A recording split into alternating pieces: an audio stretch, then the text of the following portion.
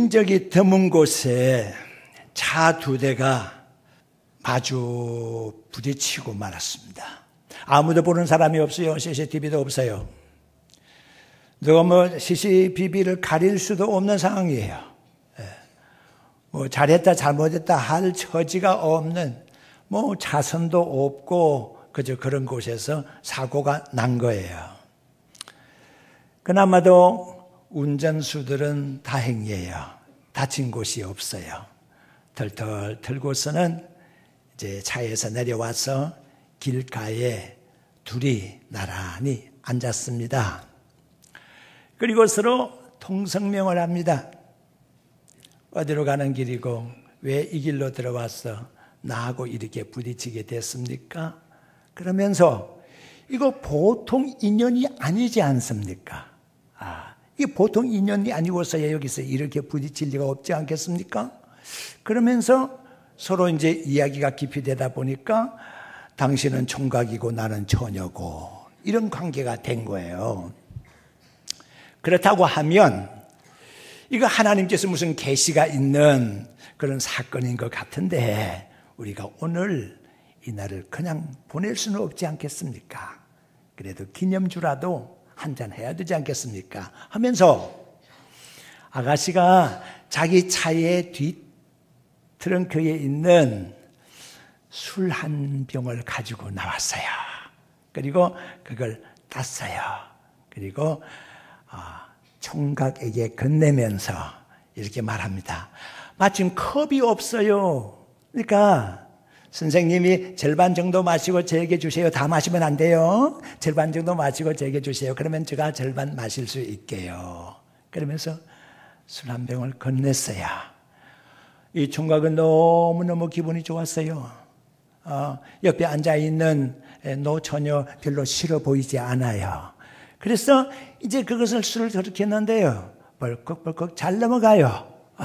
절반 정도 마셨나 싶고 입을 떼고 그리고 여자분에게 건넸는데 여자분이 술을 이렇게 보더니 제법 드셨네요. 그러면서 뚜껑을 딱 닫아요. 뚜껑을 딱 닫고서는 다시 돌이킬 수 없는 곳으로 던져버리고 말하세요. 아니 웬일이요? 뭐 하는 짓이요? 남자가 그렇게 물었겠죠?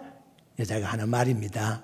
잠시만 기다리세요. 교통순경이 오실 테니까요. 그렇게 했어요.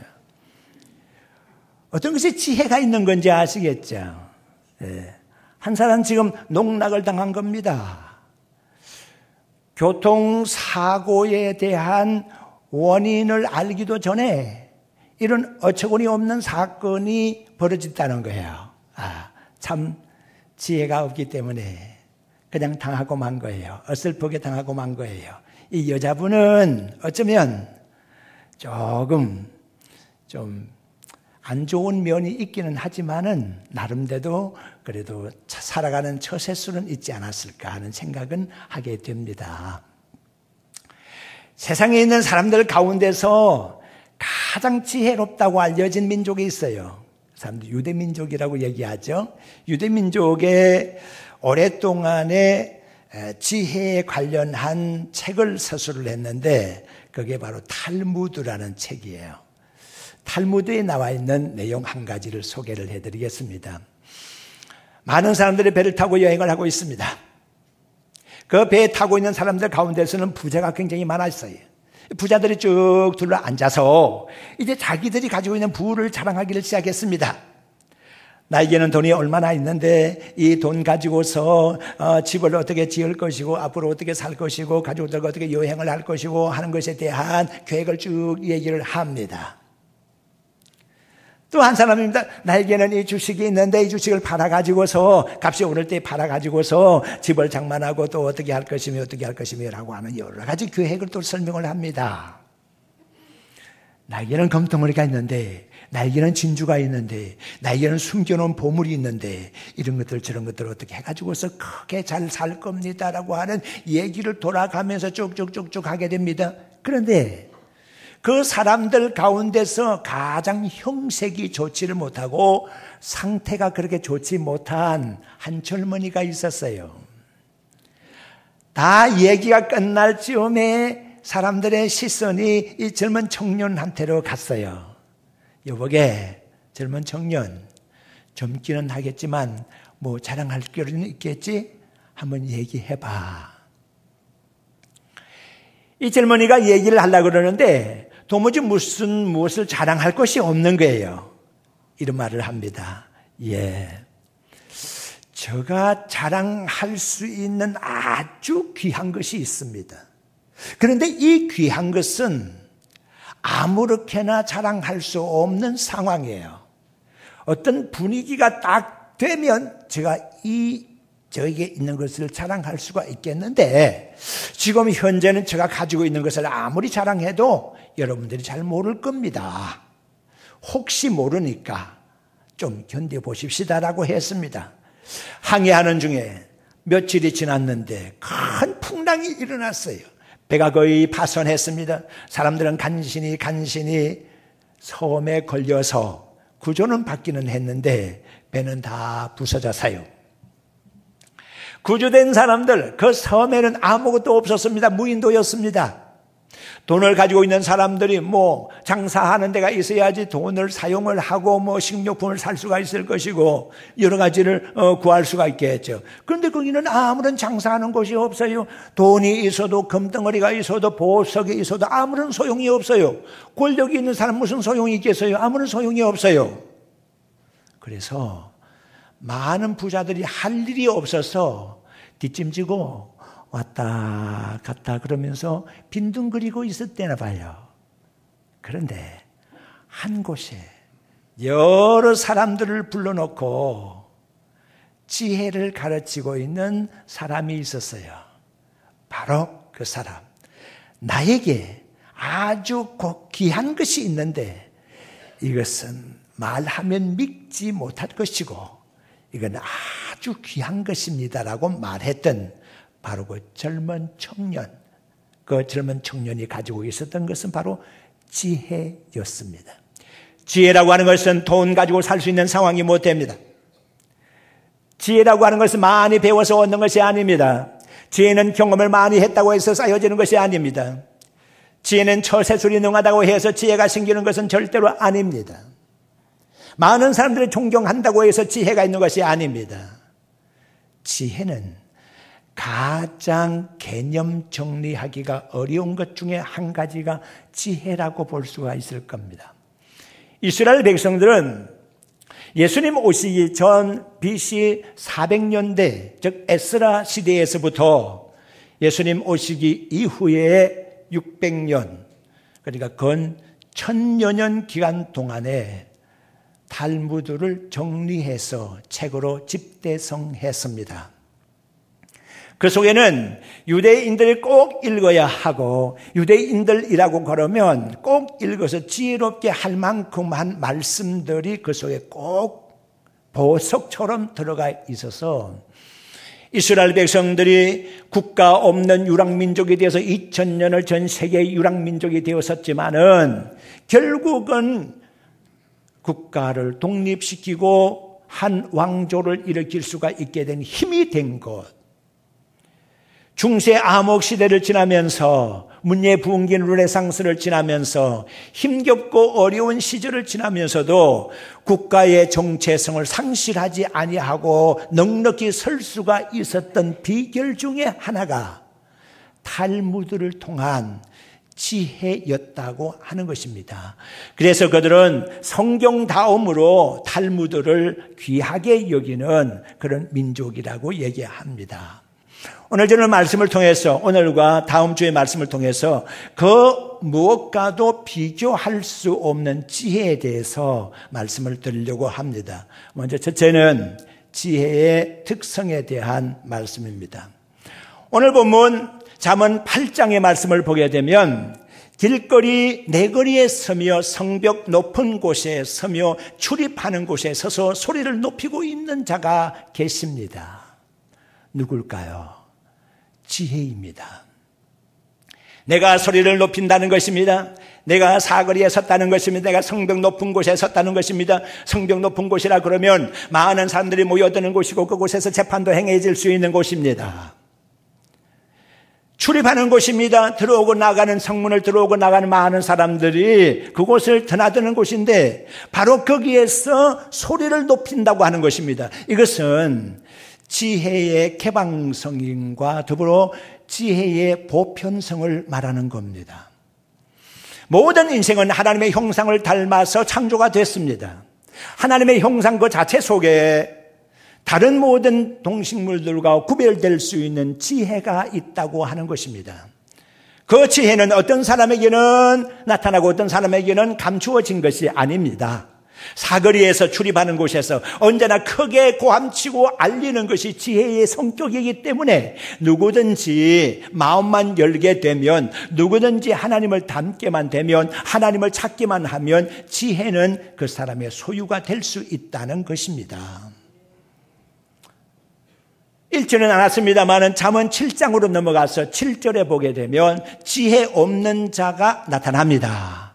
그 지혜 없는 자의 모습 가운데서는 음녀의 유혹을 받는 장면이 나오는데, 음녀의 유혹을 받는 젊은 남자가 등장합니다.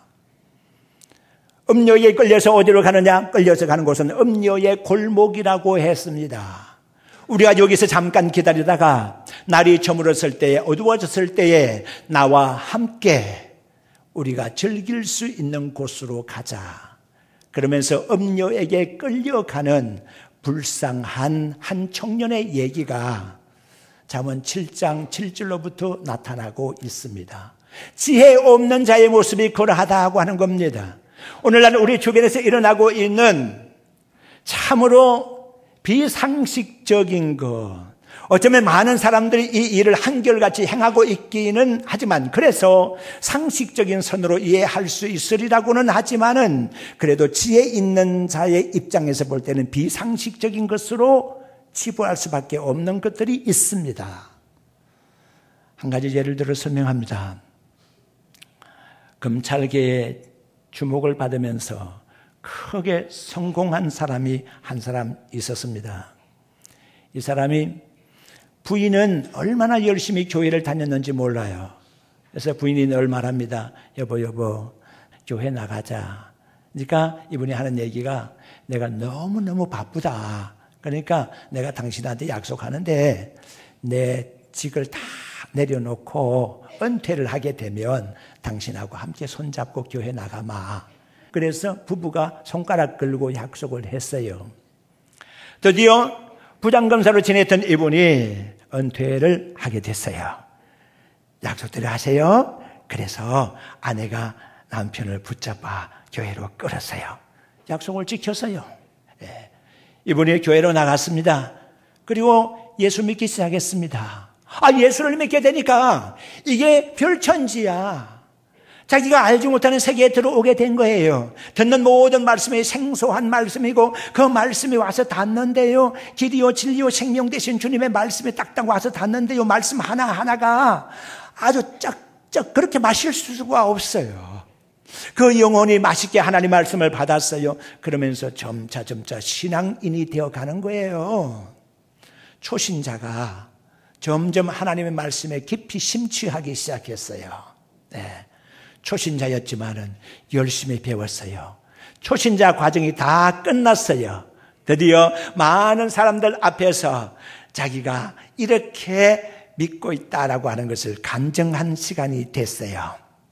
그러니까 다 박수갈채, 그리고 많은 사람들이 더 많이 모여서 그 시간에는 새신자 수료식을 갖게 되는 거예요. 그 자리에서 이 사람이 대표 간증을 하게 됩니다. 여러분, 나 이제까지 죄악된 세상에 살았습니다. 하나님을 모르고 살았습니다. 그런데 아내의 손을 이끌려서 교회에 나와서 보니까 정말 여기가 천국이네요. 하나님께서 나를 이끌어 주셔서 나는 하나님의 자녀가 되었어요. 너무너무 감사해요. 지금까지 내가 지었던 크고 작은 모든 죄들 하나님께 용서를 구했어요. 하나님께서 내 죄를 다 들으시고 나를 용서해 주셨어요. 내 마음이 이렇게 편안하게 된 것 죄 용서 받았기 때문이 아니겠어요? 그랬더니 아멘 하면서 박수가 막 터졌어요. 간증이 은혜롭게 무사히 끝났어요. 그런데 문제가 그 이후에 발생이 됐습니다. 이 간정이 녹음이 됐습니다. 그리고 이 사람의 일거수일투족에 대해서 관심을 가지고 있는 한 여성이 있었습니다. 한 여성이 이 녹화된 것을 들었습니다. 듣고 나서 미투 운동을 벌인 겁니다. 왜? 나는 이분을 생각할 때에 내가 성추행 당했던 것을 지금도 잊을 수가 없습니다. 내 몸에 어두운 그림자가 있습니다. 나는 한 번도 여기에서 헤어나지를 못했습니다. 이분이 나한테 와서 한 번도 잘못했다고 말을 하지 않았습니다. 그런데 교회에서 하나님께 잘못했다고 용서를 빌었고 하나님께서 용서를 해 주셨다고요? 물론 그 사람이 교회를 다니면서 교인으로서 그렇게 하면서 하나님께 용서를 받았는지 모르지만은 나에게 잘못했으면 나에게 와서 잘못을 빌고 나에게 용서를 받아야 할 거 아니겠습니까? 그런데 나에게 온 적도 없고 나는 용서해 준 적도 없습니다. 라면서 미투 운동을 일으켰습니다. 큰 사건이 일어난 거죠. 우리는 기억을 하고 있습니다. 하루같이 벌어지고 있는 미투 운동의 저변에 깔려 있는 것은 오늘날 우리가 살아가는 삶의 풍속도입니다. 하나님을 믿는 하나님의 자녀들이 이 땅을 살아가기가 얼마나 힘들고 어렵다고 하는 것을 이 단편적인 한 얘기 속에서 그대로 나타나고 있는 겁니다. 악한 마귀 사탄의 세력은 우리로 하여금 유혹해서 단번에 세상에 넘어지게 만들고 유혹에 넘어지게 만들고 그리하여 꼼짝달싹 못하게 우리를 부여잡고 마는 겁니다. 믿음의 성도 여러분, 지식 있다고 해서 그것이 지혜 있다고 말할 수는 없습니다. 권력이 있다고 해서 그것이 언젠가 어디에나 유능한 힘으로 작용할 수 있는 것이 아닙니다. 권력도 한계가 있는 것이고 지식도 한계가 있는 것이고 처세술도 한계가 있는 것입니다. 그러나 하나님이 우리에게 주시는 지혜는 참으로 귀한 것입니다. 믿음의 성도 여러분, 선악을 구별할 수 있는 지혜의 지적인 부분을 우리는 기억해야 합니다. 동물적인 본성과 인간으로서의 도의적인 것으로 갖추어야 하는 지혜의 도덕적인 면을 무시할 수 있어서는 안 됩니다. 뭔가 할 수 있어야 되겠다고, 있을 수 있다고 하는 가능성과 뭔가 해서는 안 된다고 하는 이러한 지혜의 어떠한 능력면, 이런 면을 우리는 깊이 생각해 보면서 내가 가지고 있는 지혜, 하나님이 우리에게 주시는 지혜인데 이 지혜는 다른 어떤 것보다 비교할 수 없다 하는 성격임을 명심하시기를 바랍니다. 그렇게 알아야 됩니다. 지혜의 중요함을 우리가 깨닫지 못하고 살면 안 됩니다.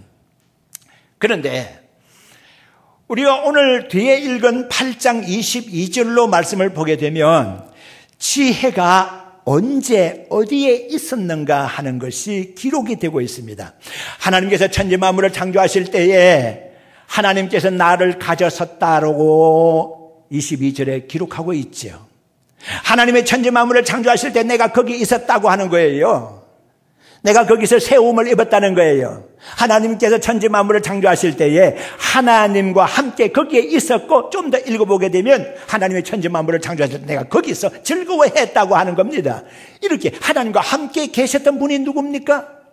나, 곧 지혜입니다. 지혜가 하나님과 함께 있었다는 것입니다. 자, 그러면 의인화돼 가지고서, 그러니까 어떤 지혜가 손이 있거나 발이 있거나 머리가 있거나 입이 있거나 이런 상황은 아니겠지만은 이것을 사람처럼 꾸며서 마치 소리를 지르고 듣기도 하고 그리고 손발을 움직이기도 한다고 하면 이것을 의인화의 법을 이용했다라고 볼 수 있지 않겠습니까?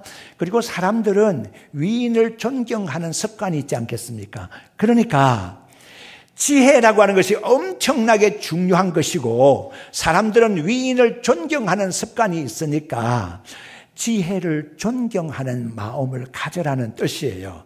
그리고 이 지혜는 하나님의 천지 만물을 창조하실 때에 하나님이 가졌던 것이고, 이 지혜는 세워져 있던 것이고, 이 지혜는 함께 있었던 것이고, 이 지혜가 함께 즐거워했던 것이라 그렇게 말씀하고 있거든요.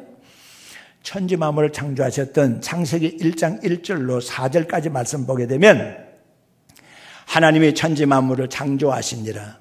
땅이 흑암 위에 있고, 땅이 깊음 위에 있고 흑암은 깊음 위에 있고, 하나님의 신은 수면에 운행하시니라. 그렇게 되어 있어요. 하나님의 신은 수면에 운행하시니라. 하나님의 천지 만물을 창조하실 때 하나님과 함께 계셨던 분이 누군가 하면은 성령이에요. 성령 하나님, 하나님의 신이 수면에 운행하셨다는 것, 하나님의 신이 바로 거기에 계셨다는 거예요. 그런데 성경에는 8장 22절로부터 다시 돌아가 보게 되면 거기에 지혜가 있었다고 말하고 있잖아요. 그러니까 성령 이꼴 지혜, 이게 등식이 성립할 수가 있는 부분이다, 이렇게 볼 수가 있습니다. 지혜가 함께 있었다는 겁니다. 하나님의 천지 만물을 창조하실 때 지혜가 바로 거기에 있었다는 겁니다.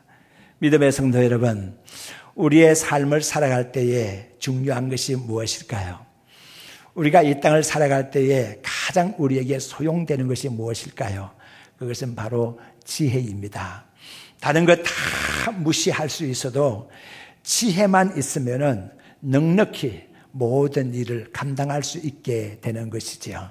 오늘 이 본문의 말씀 깊이 생각하시고, 또 이사야 11장 2절에도 말씀 보니까 여호와의 신에 대해서 모략과 재능의 신이요 지혜와 총명의 신이라 그렇게 설명하고 있거든요.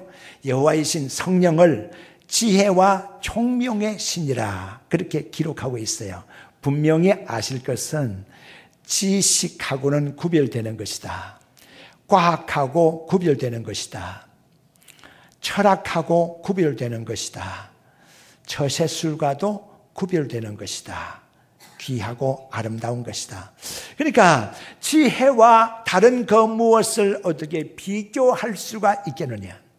지혜만 제대로 갖추어지게 되면 우리의 살아가는 삶의 현장에는 모든 것이 넉넉해져 버립니다. 많은 사람들이 IQ가 좋다고 머리가 좋다고 자랑하는 사람이 있었는지 모르겠습니다. 그러나 아무리 IQ가 높아도 지혜가 없는 사람은 그 IQ 제대로 사용하지는 못합니다. 그래서 IQ 높은 것에 대해서의 보충하는 의미로 IQ만 높아가지고 안 되니까 미국의 가드너라는 박사님이 그거 말고 인간의 다중기능 지수가 필요하지 않냐. 예를 들어 말하면 음악지수, 수학지수, 공간지수, 관계지수 이런 것들을 다 포함해서 사람의 지수를 측정해야 된다고 얘기를 했거든요. 그런데 보세요. 아무리 여러 가지를 다 통틀어서 사람을 평가를 한다고 해도 온전하게 사람을 평가를 다 할 수는 없는 거예요. 여기 서 있는 한 사람, 이 사람 보잘것 없는 사람이지만은 많은 과학자들의 연구에 의하게 되면 한 사람의 능력이 퍼스널 컴퓨터 100대의 용량을 초과한다고 말하는 거예요. 여러분들이 컴퓨터 한 대 놓고서는 와, 이놈 아주 놀라운 성능일세. 이야, 여기 얼마나 기억이 많이 장치가 되어 있는 거지? 놀라운 일을 할 수 있는 거야. 하고서 컴퓨터 한 대를 놓고 그렇게 감동합니다만은 사람 한 사람 두고서 그 퍼스널 컴퓨터 100대와 맞먹는 기능 능력이 인간에게 있다고 말하는 거예요. 그러니까 우리가 이 땅을 살고 죽을 때까지 사람에게 있는 능력을 제대로 다 활용하지 못하더라는 얘기거든. 이것을 10분, 100분 다 활용할 수 있다고 하면 어떤 역사가 일어날 수 있을 것인가 하는 거예요. 믿음의 성도 여러분, 하나님이 우리에게 주신 지혜, 그 지혜는 엄청난 유익이 있는 것입니다. 그 하나님의 지혜를 잘 활용하셔서 행복하게 이 땅을 사시기를 주의 이름으로 축원합니다.